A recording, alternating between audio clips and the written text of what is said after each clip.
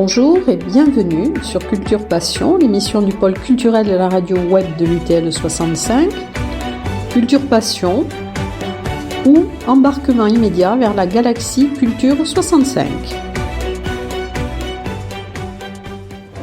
Dans le cadre de l'émission Culture Passion de l'Université du Temps Libre, Élise Serrano donne aujourd'hui la parole à Françoise de Cervantes, peintre.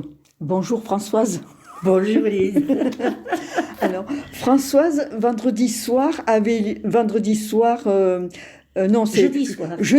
16 mars, Oui. avait lieu un événement singulier à la salle des fêtes de la mairie de Tarbes.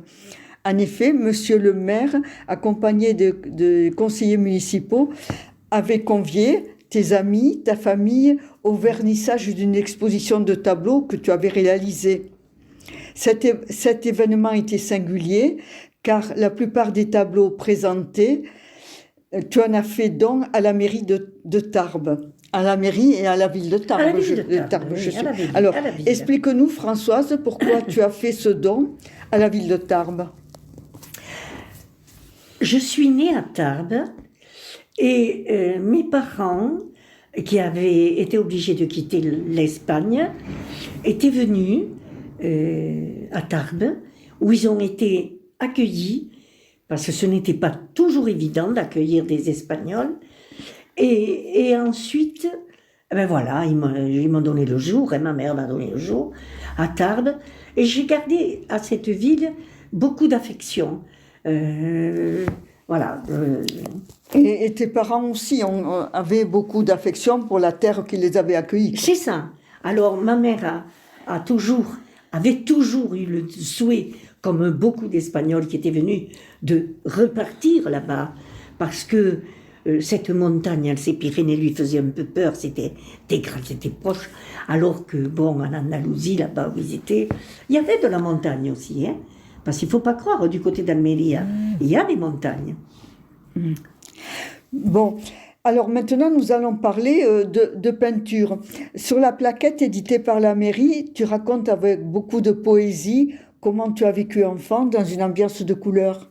C'est vrai, j'ai toujours été entourée de choses colorées. Je parle. Ma sœur était couturière, donc elle travaillait à la maison avec des tissus de couleurs. Et moi, j'étais près d'elle parce que je l'adorais, je l'admirais beaucoup. C'est comme ça d'ailleurs que j'ai appris à coudre. Et ces couleurs, alors il y a non seulement les couleurs, mais la sensation aussi de la matière, du tissu. Il y a des choses qui te font, tu parles de poésie, mais c'est exactement ça, quoi. Tu as des tissus qui t'amènent très loin, d'autres, enfin, bon, voilà. Et ensuite, eh ben, il y avait la boîte de couture de ma mère. Ça, la boîte de couture de ma mère était remplie de boutons de couleurs, de boutons de toutes les couleurs, de toutes les tailles. Et puis, ce sont ces fameuses bobines de fil qui étaient vraiment de toutes les couleurs. Et là, c'était un vrai enchantement pour moi de pouvoir voir tout ça. Voilà. Et puis, j'ai été entourée, on parlait du bleu, le bleu, cette boule bleue qui servait à ma grand-mère et à ma mère à donner l'éclat au linge blanc. Ce bleu qui se répandait dans l'eau comme ça, et tout à coup, le linge devenait éclatant. Et puis le bleu aussi, j'en parle, le bleu, ce bleu de cobalt, cette poudre bleue, qui était un mystère, cette boîte de la poudre bleue, avec mon père, qui m'amenait, j'ai eu la chance qu'il m'amène sur ces chantiers. Mon père était plâtrier, et il me faisait tenir un bout de la ficelle quand il voulait tracer un trait droit. Et il mettait la ficelle dans cette poudre bleue. Et sur ce plâtre blanc, je tenais la ficelle, mon père faisait le pincer comme ça, et tchac, c'était un trait d'un bout à l'autre, bleu, qui m'émerveillait. C'était chaque fois une découverte, quoi. Enfin, c'était toujours... Et puis tu as le souvenir de lorsque ton père montait les murs. Là aussi, il y avait des couleurs. Tout à fait. Ces briques orange. Ces briques en terre cuite, orange. Parce qu'on arrivait, tout était vide comme ça. Et tout à coup, ça prenait des volumes parce qu'il faisait ses cloisons en briques comme ça, qu'il recouvrait. Ensuite, il les recouvrait de ce plâtre, ce travail de plâtre dans la gamate, sur la taloche, pour projeter ce plâtre d'un seul geste puissant comme ça.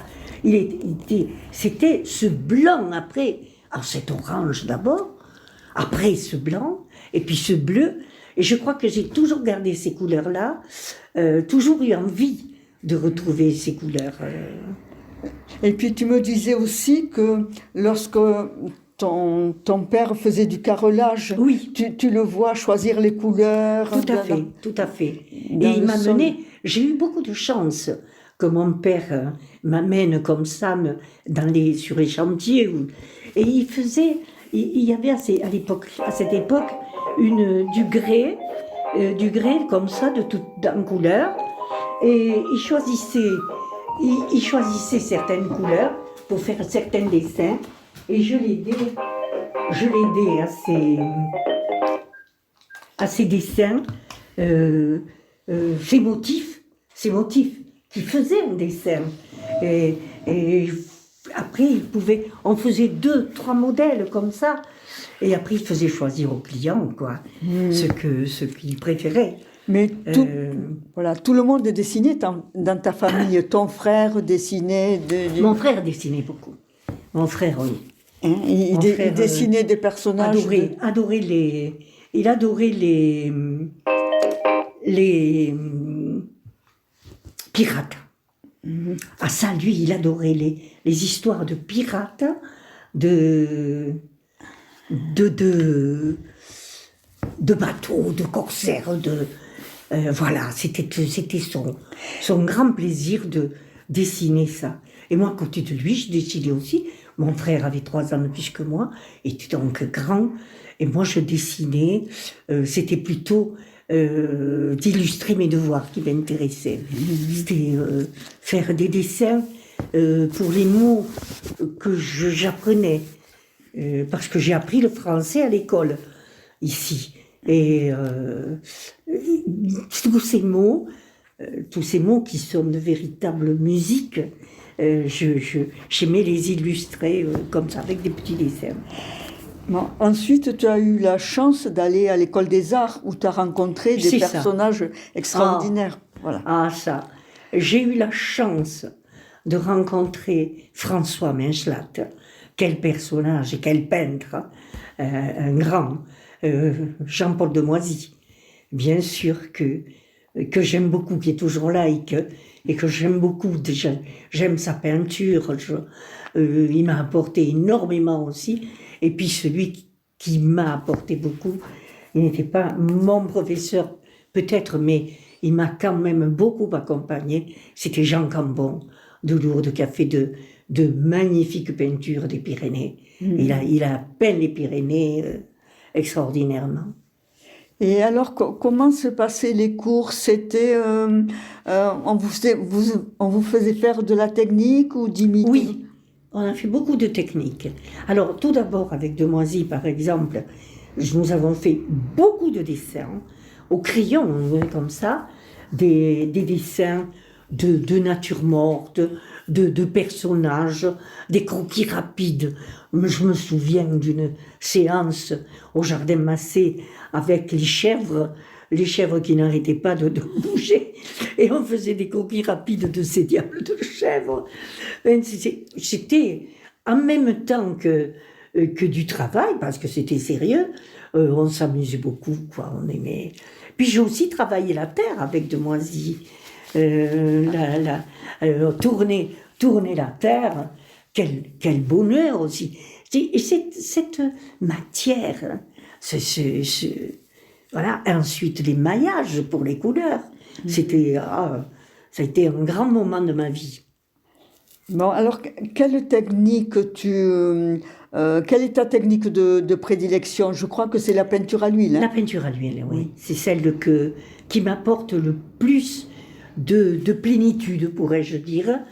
Étaler la peinture sur la toile, obtenir certains effets, c'est presque magique. Et j'ai très peu de couleurs dans ma palette, très peu de peinture, mais j'ai les principales, et là-dessus, je fais des mélanges. Ce sont ces mélanges de couleurs qui sont quelque chose de très personnel à chaque peintre. Les couleurs qu'on obtient, on obtient des gris magiques, quoi. Quand je vois des ciels, je regarde et je dis, hier soir, par exemple, ça c'est de l'outre-mer avec un peu de ciel brûlé. Alors voilà, je m'imagine en train de mélanger ces couleurs. Et d'ailleurs, quand je donne aussi à certains élèves, j'ai toujours aimé partager ce que j'ai reçu de mes professeurs, j'en parlais, mais parce qu'ils m'ont transmis beaucoup, j'aime à mon tour le transmettre. Et ce que j'ai aimé leur faire faire, parce que c'était une surprise pour eux, c'était ces mélanges de couleurs. Bon. Mais tu ne peins pas que des toiles à la peinture à l'huile aussi. Non. Tu as fait des lithographies. J'ai fait 2 lithographies, l'une en 5 couleurs, l'autre en 6 couleurs, Erigna et Encuentro.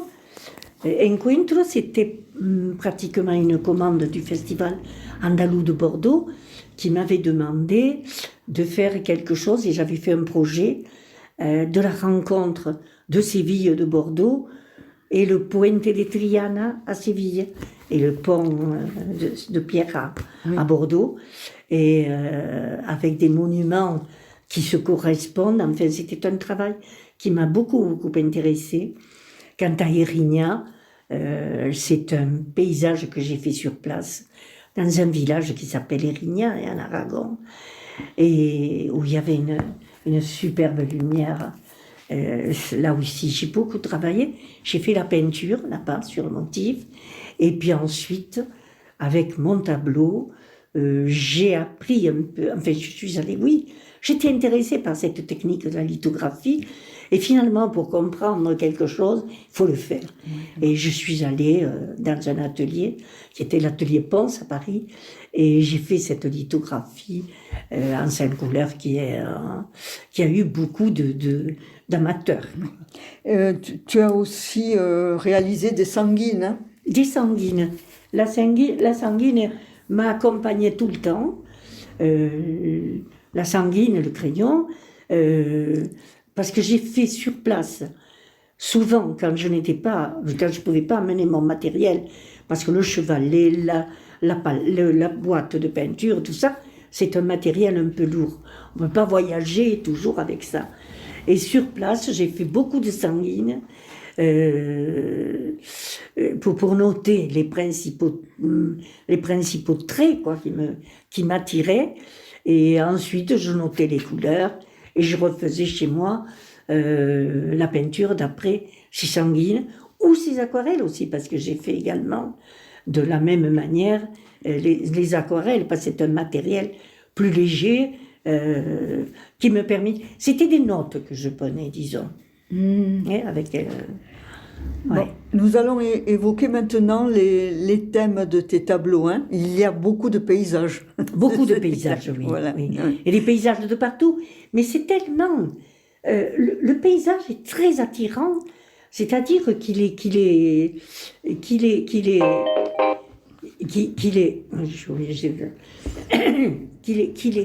On passe un jour comme ça. C'était à la route de Toulouse, là.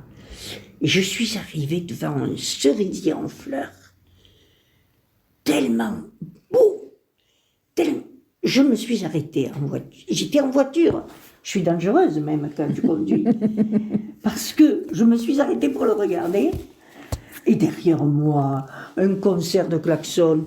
Mais j'avais complètement oublié que je conduisais quand j'ai vu ce cerisier. La nature t'appelle, quoi. On dirait qu'elle te fait signe un peu. Tiens, allez, tu m'amènes avec toi comme ça. Alors, il y a des paysages des Hautes-Pyrénées, Oui, mais il y en a aussi beaucoup. de l'Espagne, et puis D'Espagne, d'autres. beaucoup. À chaque voyage que j'ai fait en Espagne, j'ai dessiné, j'ai peint même sur place, et quand j'y étais, quand j'avais le matériel, et que je suis restée assez longtemps. Voilà, parce que, étant donné que c'est de la peinture à l'huile qui met du temps à sécher, moi ça me correspond bien, parce qu'il me faut du temps pour faire les choses. Donc il fallait que ce soit plusieurs jours. Sinon, ben, je commence une toile sur place. Il m'est arrivé de commencer une toile sur place, mais de ne pas la finir quoi, dans la journée, parce que il me faut plus de temps que ça. Quoi. Oui. Tu as peint aussi quand même des natures mortes. J'ai fait quelques natures mortes, et c'est la même chose que pour le cerisier, c'est que il y a des choses qui m'attirent, hein, et qui demandent un peu, qui sont... je ne fais pas tout systématiquement de la nature morte. Il faut que ce soit quelque chose, ou une fleur qui me parle plus particulièrement. Enfin, j'ai fait quelques bouquets. Voilà, et puis tu me parlais des vers, ces vers qui sont beaucoup plus... L'exposition qu'il y a à la mairie est un peu une rétrospective. Donc il y a des tableaux de 1979, et il y en a d'il n'y a pas longtemps, et ces vers font partie de mon dernier travail, où j'ai beaucoup simplifié. Hein, donc les natures mortes font partie aussi de ce travail, mais bon... Ce tableau a été très remarqué, j'ai vu au cours du vernissage. C'est vrai. Ouais. Il a beaucoup interrogé et a été beaucoup remarqué. Et en particulier, il y avait une personne qui a interpellé une autre personne et qui lui a dit « Toi qui t'y connais en peinture, viens voir. » Oui. Bon. Tu as peint aussi quelques thèmes beaucoup plus personnels, et en particulier la leçon de musique inspirée par Watteau. Oui, c'est ça, inspiré. Enfin, oui, quand j'aime beaucoup, c'est un peintre que j'aime beaucoup. J'aime beaucoup ses personnages, ses postures de ces personnages, j'aime beaucoup. Et cette leçon de musique m'avait beaucoup attirée. J'ai eu envie de la transposer à aujourd'hui, et j'ai demandé à ma fille de poser pour moi, et de prendre... Ma fille a une grande patience, elle a toujours posé avec beaucoup de patience pour moi, et de prendre exactement la posture, la pose des musiciennes de Watteau. Donc on retranscrit cette peinture de Watteau avec des costumes d'aujourd'hui, par une fille d'aujourd'hui, quoi. Bon, alors tu ne peins pas que pour toi, tu as eu des expositions. J'ai eu beaucoup d'expositions, j'ai beaucoup exposé. J'ai fait beaucoup d'expositions collectives, mais j'en ai fait aussi quelques-unes de personnelles, en France et en Espagne. Et en Allemagne, donc, puisque j'étais allée à faire une expo, ça s'appelait Haus des Begegnung, je ne sais plus quoi, je ne suis pas très forte en allemand, et ça voulait dire la maison de la rencontre. J'ai rencontré là, il y avait beaucoup de musiciennes, c'était un très joli moment. C'est toujours... des découvertes, quoi, finalement. Et j'ai beaucoup là-bas aussi. Là-bas, en Allemagne, j'ai fait des aquarelles. Parce qu'on était allé au bord d'un lac. C'était l'automne. Voilà, oui. Donc, je profite de l'exposition que j'ai sur place quand j'y reste pour faire des dessins. Ce que j'ai fait à Cuevas del Mantor, enfin, al Castillo de Villaricos, là-bas en Andalousie, de là où sont partis mes parents, hein, et j'avais là-bas une trentaine de toiles exposées, et tous les jours, j'allais dessiner à côté ces maisons blanches, cette architecture très différente de l'architecture que nous avons ici. Et les paysages, les arbres, tout est différent, quoi. Et c'est très attirant de faire... Oui. Voilà. Et quand tu es allé à Limoges, tu en as profité pour peindre les bords de la Vienne, c'est ça? Oui, les bords de la Vienne. Oui. J'y allais le matin très tôt parce qu'après j'ouvrais mon expo qui se déroulait à la galerie municipale. J'ouvrais à 10h et j'étais à 8h devant le motif, au lever du soleil, disons. Et c'est pour ça que mes jardins de la Vienne, mon tableau là, a ces lumières, hein, de lever du soleil, quoi. Voilà, j'ai eu froid même sur ce bord de l'eau le matin de Oui. Tu as beaucoup aimé aussi exposer à Perpignan? Oh, Perpignan, oui. Perpignan a été une exposition au Palais des Congrès, là-bas, où le lieu était beau, où en même temps, j'ai fait des rencontres, puisque c'était au Palais des Congrès, il y avait un théâtre, et dans ce théâtre, il y a eu tout plein de comédiens qui sont passés. C'est comme ça que Zouk est venu visiter mon expo. Et puis, bon, les Perpignanais sont vraiment très attachés à l'art. Ça fait partie de leur ADN. Hein. Oui. Ouais. Bon, puis en Espagne, on va citer Peñíscola, Peñíscola, oui. Huesca, Jaca. Ça a été super. Et dans le village de tes parents, tu as pu exposer? À Guatemala, c'est à côté que j'ai exposé. Le Castillo de Villaricos, ah oui, d'accord. il dépend de Cuevas Almanzora, et Guatemala dépend aussi de Cuevas Almanzora. Donc c'est à côté. C'est à 10 km, quoi, quelque chose comme ça, sur le bord de la mer. Et par contre, il y a des toiles, parce que si j'ai fait un don à la ville de Tarbes, j'en fais un aussi à Guatemala, le village de mes parents. J'avais très envie de laisser une trace, je suis très très prétentieuse, mais de laisser une trace de ce sentiment que j'ai d'appartenir aux deux à la fois, sans préférer ni l'un ni l'autre. Enfin, Guatemala a bercé mon enfance. Mes parents m'ont toujours... Je ne connaissais pas Guatemala, que je la connaissais par leur dire, par ce qu'ils racontaient. Le dimanche, on se retrouvait souvent, les familles espagnols qui étaient là, la famille de ma mère, de mon père, et ils échangeaient beaucoup sur Guatemala. Ils avaient toujours quelque chose à dire sur leur village, parce que c'était leur vie, c'était leur jeunesse. Et moi, j'ai grandi en entendant tout ça, ce qui fait que Guatemala, je n'ai pas été du tout déroutée. Quand je suis arrivée, j'avais l'impression de l'avoir toujours connue, quoi. Et donc là, j'ai envie aussi de faire un don à Guatemala. Et donc, il y a aussi quelques toiles qui vont partir là-bas, qui font... j'ai peint des choses qui font partie maintenant du patrimoine parce qu'elles n'existent plus. Bon, c'est très émouvant de t'entendre évoquer ces tableaux, ces deux cultures, mais tu as encore des projets, Françoise. Oui, j'ai des projets.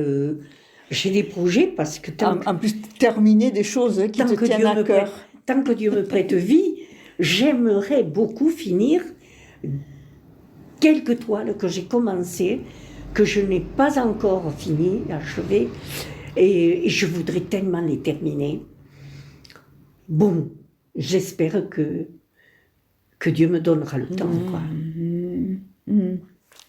Sinon, ben, vous aurez des tableaux inachevés. Non.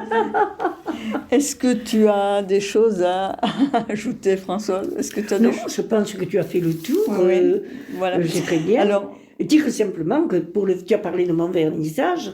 oui. Mon vernissage a été particulier aussi parce que il y a eu un concert. Ah oui, Du j'avais oublié de vernissage. dire. Ah oui. Avec Claire Gimat au chant et Manuel Rodriguez à la guitare, qui m'ont chanté des chansons que j'adore, parce qu'on retrouve aussi la culture espagnole, avec par exemple Volver, voilà, qu'elle chante magnifiquement bien, et ça a été un grand, grand moment, oui. Alors, moi, en conclusion, je vais te citer, hein, parce que sur la magnifique plaquette éditée par la mairie, hein, en l'honneur de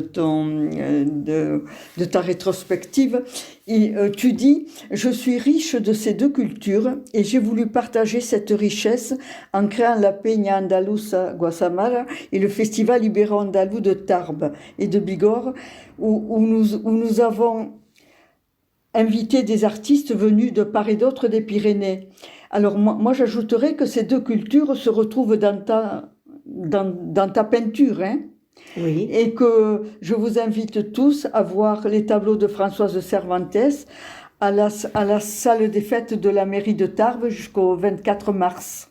C'est ça, oui, jusqu'au soir. Merci Françoise. Et après, quand on voudra les voir, il faudra aller au musée Masté. Voilà. Ah oui, nous les gardons à Tarbes. Parce qu'a dit monsieur le maire. Bon. Merci Françoise. Merci Élise.